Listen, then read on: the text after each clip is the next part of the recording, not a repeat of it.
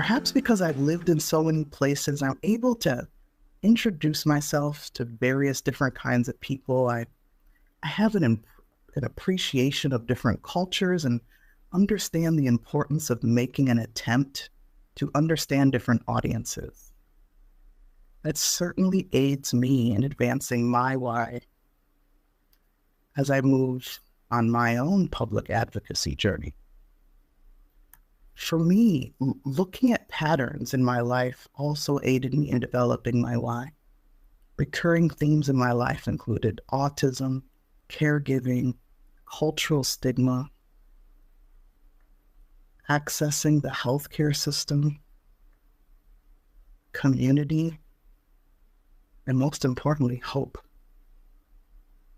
For you, it will likely look different, but seeking out those recurring themes may prove quite helpful on your journey.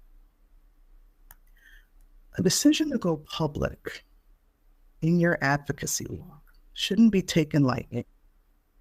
It is my advice to you that you consider a cost-benefit analysis as well as you proceed, because preserving and maintaining your mental health is paramount.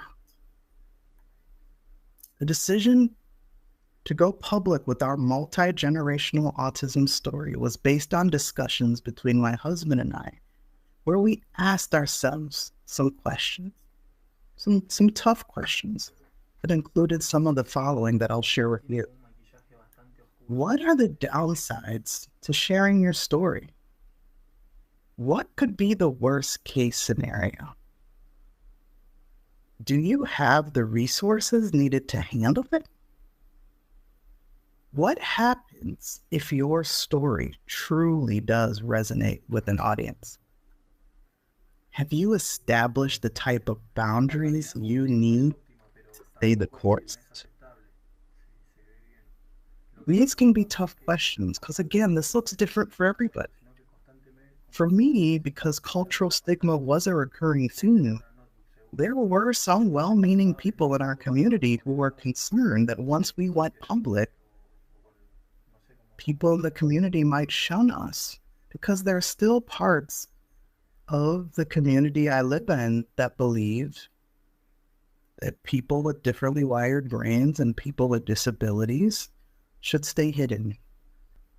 And making sure you have the resources needed to handle this includes making sure you do have strong community members around you in case there might be some type of opposition that you can't foresee, people that can be your safe space, or perhaps a counselor.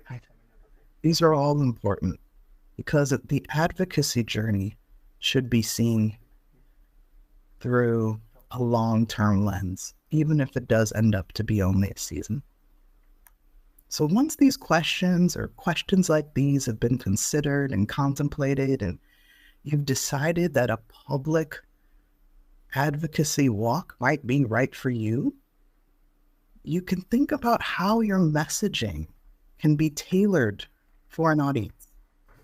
Perhaps how can your message be delivered to more than one audience? This, of course, is always subject to change, but our family chose to tell our story via multiple mediums. Audio podcasts, in-person speaking opportunities, and written articles. This again can look entirely different based on comfort level, preference level, etc. Sometimes we choose to tell the same story but in different mediums, or maybe forms of the same story. For example, for us, we shared a story about travel and the importance of incorporating universal design principles into the travel experience for families with autism and intellectual disabilities. And this story took on a multi-generational. It begins in the 1990s in Paris, where unfortunately my very tired mom took my young brother, and it was just the two of them, to Nigeria. there was a layover in Paris, and my brother had fallen asleep, and somehow, some way, my mother fell asleep as well. And she woke up, and she could not find my brother. She cannot speak French, so the language barrier was there. And she was searching through an airport for a child with some severe sensory challenges. We now know them as sensory challenges, but back then we didn't know how to classify them. She was in complete fear. Her, with the help of security, that again, there was a language barrier, they eventually found my brother, and he was going up and down the escalator in Charles de Gaulle Airport, up and down the escalator. And now that we know more about autism, my brother woke up in a strange place, and he probably went to the escalator because there was some level of familiarity there for him. It's one of his, he really enjoys two things: being driven in a car and going up and down an escalator.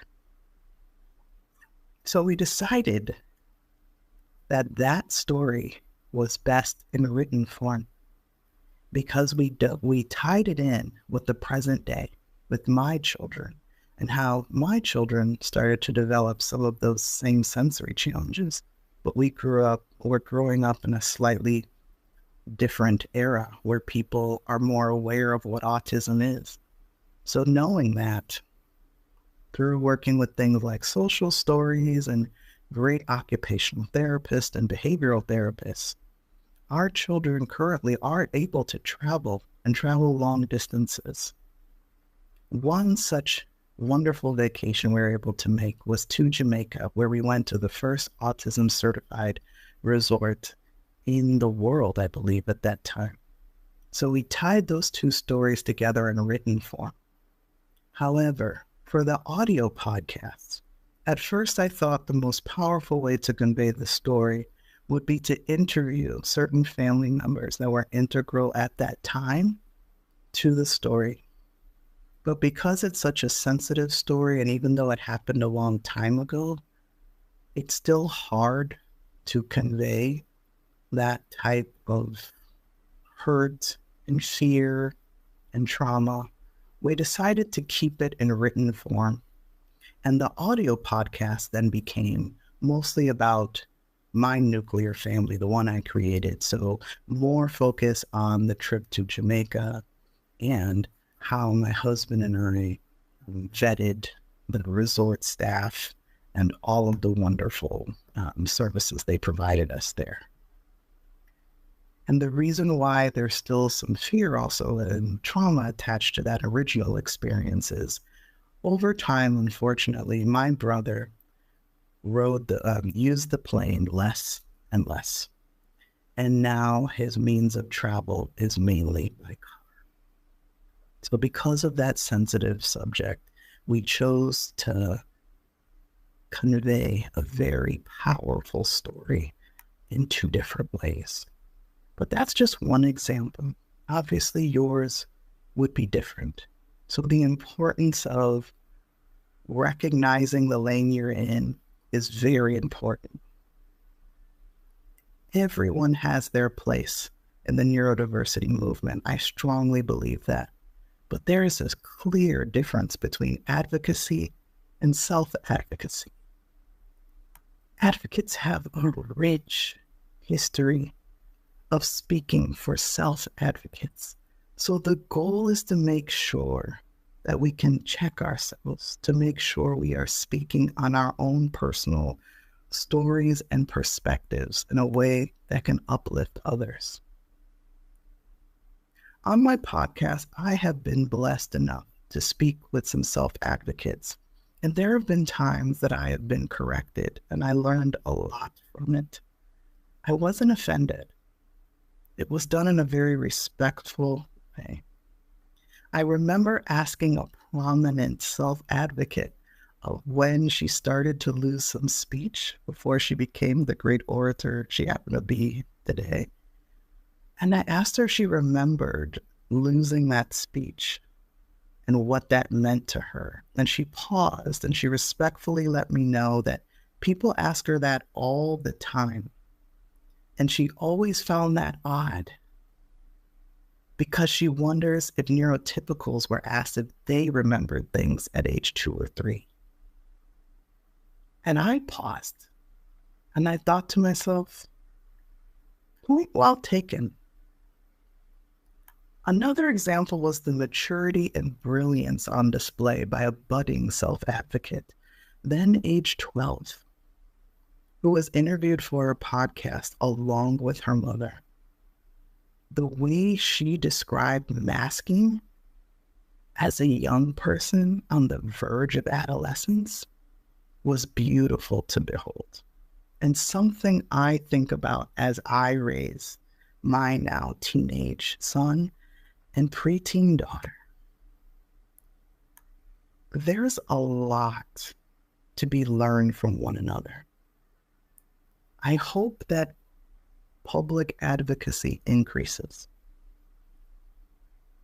I hope more of us do speak our minds. But I hope that as this happens, we remember that there is a lot to be learned from one another, and we keep that in mind. Rich debate is important for progress, but disdain for one another can threaten the future growth of this movement.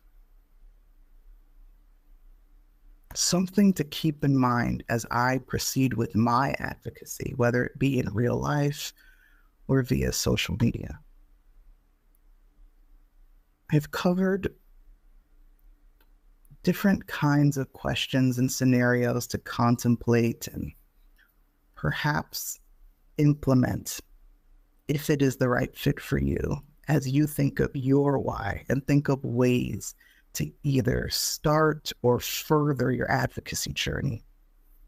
And as you do so, please consider doing a consistent check on yourself and the reasons behind your advocacy with tools like that emotional cost-benefit analysis I brought up, or the internal audits of a different kind that I brought up earlier. Because preserving and maintaining one's mental health is key on this journey. It is so key. Thank you for spending time with me today.